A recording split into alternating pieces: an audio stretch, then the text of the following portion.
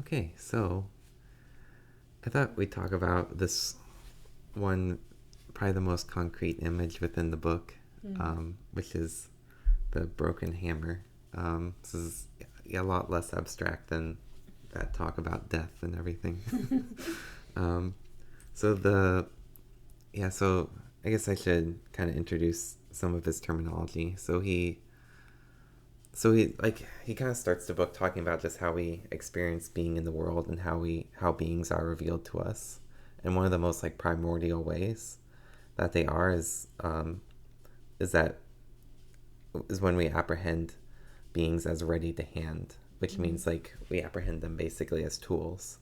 So we have these projects that we're concerned about, and then we have things that we use to advance us on those projects, basically. And those things are ready to hand. Things are basically like pragmatically situated within the world, primarily. So the thing is, so we have a tool, and that's like unproblematic. It's just like if we have a hammer, we need to like fasten a peg onto a door or something. Peg? A peg. A Jeez. Like we need to nail in some peg or like some nails. Like we need to fasten something to a door. We're just building something with a hammer. We just don't question the hammer. It's just a tool to get the door to assemble all this wood. So you don't think what is the hammer. You're just hammering. It's like the hammer is ready to hand in this stage. It's not really present to you in the same way. But then Heidegger has this image that you're just hammering away, and then at some point like tools break. So basically, once the hammer breaks, you think, and then you start to look at what exactly I had in my hand and what went wrong. And that's when the hammer becomes present to hand, which is when it's like basically an object of observation. It's like an object of theory at this point. Object of theory? Of theory. What theory means here? Theory, like scientific theory. Why is this theory? Like, because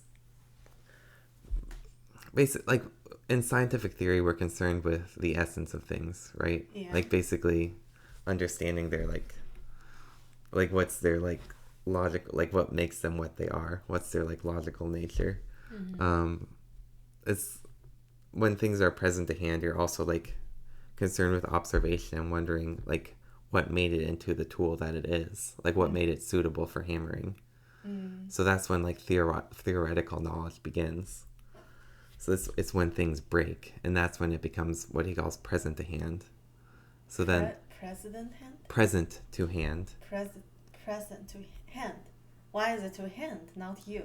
This is just how the translation works, like to hand. It's like just like think of it as like something you could reach for. It's like and then primarily it's like ready to hand. You're like I'm just ready to drink it. I don't ask about what it is. But then when it's present to hand, it's like I'm observing it and like figuring out what its character is. So then basically you're trying to understand theoretically what made this into a hammer. This is like somewhat similar to the Buddhism text I read. Maybe so, yeah. They say that when you look at something, for example, this cup, you don't say it's a cup. You don't just apply the label to it. You just say, oh, this is this is something holds the water. It has a handle. Like you don't use words. Yeah, right. Yeah, there's like this degree of awareness that doesn't. Yeah, there's this degree of separation that's introduced once it breaks. Like once things go wrong, that is the kind of like alienation basically that leads to theoretical knowledge. This is also from Eckhart Tolle's book. Okay. I highly recommend all of you read. Okay, well, I don't think Heidegger would agree with all that. But anyway, all right, back to what this book's about. So this is basically where you're facing theoretical knowledge or trying to understand things' essence. When I was in a class learning this, there was a grad student there who made a very interesting comparison. He was very well versed in like ancient Greek philosophy, and he made an interesting comparison, which our professor also said was often made about the book, where it reminds him of this one passage of the Nicomachean Ethics from Aristotle, where Aristotle kind of talks about I think how civilizations were formed, and when people start to question about the nature of reality, when they start to have theoretical knowledge. For Aristotle, it's when things are complete. It's when we've created a society, we've plowed the fields, we've created these houses and these temples, and we have these feasts, and then we everything's done and our basic material needs are taken care of, and that's when the liberal arts begin, basically. It's that's when you start to question what are all these things and what's theoretical knowledge. It's when it completes, when the material needs are completed.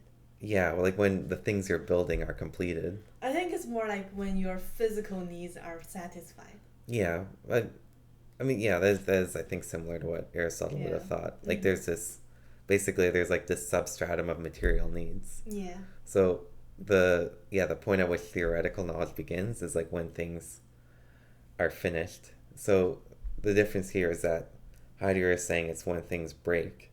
That's when something, in order to reach theoretical knowledge, something went wrong. So so that's if Aristotle is sort of the it was sort of the origin of all Western science, think of what a radical departure that is. But I think they're talking about different things. I think Aristotle is saying that when you have your basic needs fulfilled, your material needs, your physical needs satisfied, then you start to think about metaphysical things, or things are not tangible, not essential to your survival. Yeah. But I think my understanding from what you talked about Heidegger is that when you are using when you are using, for example, this cup, it breaks, you pay attention to why it breaks and how the cup works. Well, but remember these questions of what makes a thing a thing. Heidegger's also making the case that's sort of what metaphysics was concerned with. It had just misunderstood the central principle of being. But I think if you are hungry, starving all the time, you won't really question why something is broken. Well, you need to fix it. Well, so I think you won. But you probably will just get something else to eat first. Well, okay, but again, you're making the same mistake that Husserl did when reading this. So this isn't anthropology. Oh, I'm making the same mistake as Husserl. Well, I'm very proud of myself. Well, he's making a point about how, sort of the nature of knowledge, not about how, this isn't an anthropological argument. He doesn't think there was actually some guy with a hammer out there. This is just a useful image. But the point is that something went wrong in order to reach theoretical knowledge, and that's different than for Aristotle, it's it was always there to discover. It's for Heidegger, we've actually lost something. We've something broke. It's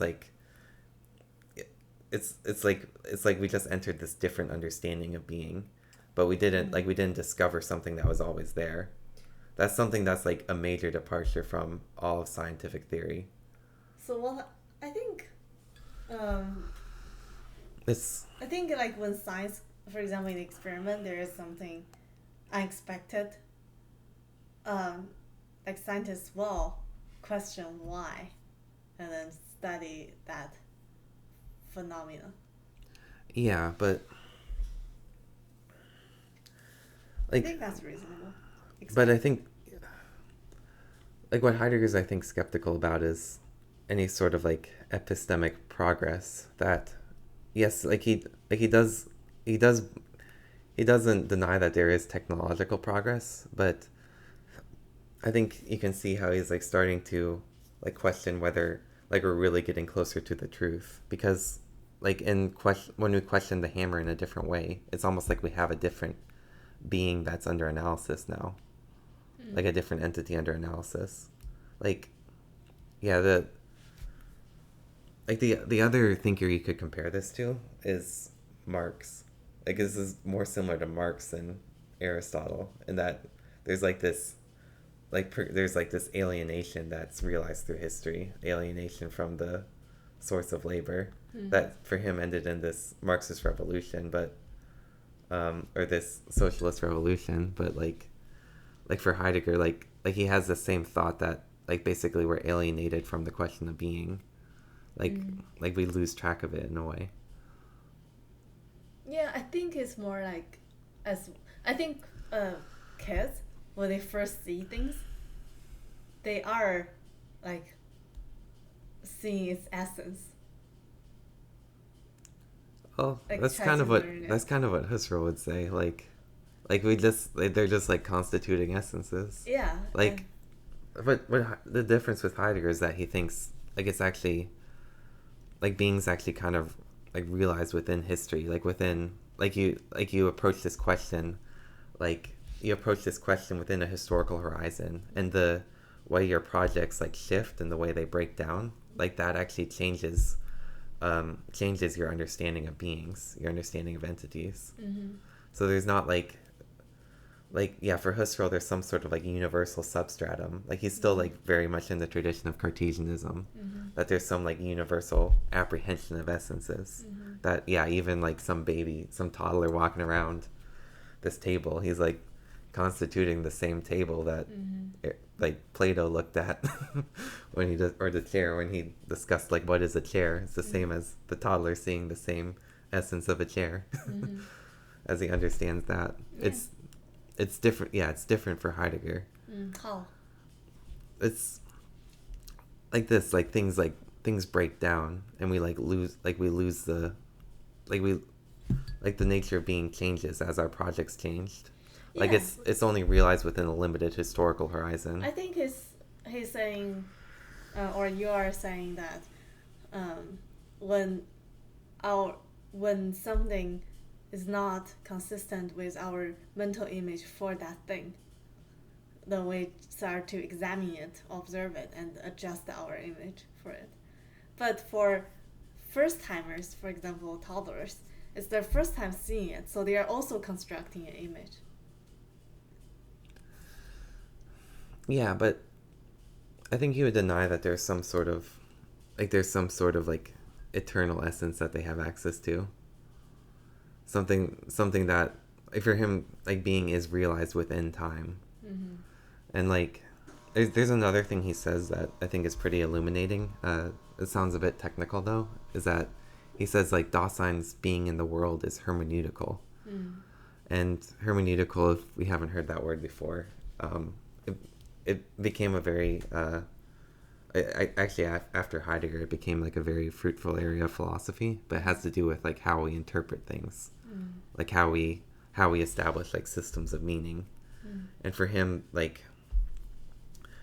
we aren't, like, just directly apprehending essences. We're, like, engaging with them interpretively. We're, like, seeing how they relate to our projects, and we're, like, engaging in it almost as we, like, engage in the text and, like, construct a narrative. That's, like, part of our apprehension of any essence. And this, like, by the way, I think that idea, which I think first appears here, is sort of, like, ground zero of all postmodern philosophy. That's why you start to see these, like, theories about, like, social construction, which I think is a very reductive way to look at this. But, like, the idea that, like we kind of constitute reality socially, I think has its origin here. Okay, my dear audience, if you don't understand, please comment below. Yeah, but this is, anyways, like, yeah, it has a very long history, but I think, like, Heidegger's, like, sort of the first figure to understand, if you want to see how postmodernism came to be. Mm. But yeah, so in the next slide we're going to talk about his legacy too. Cool.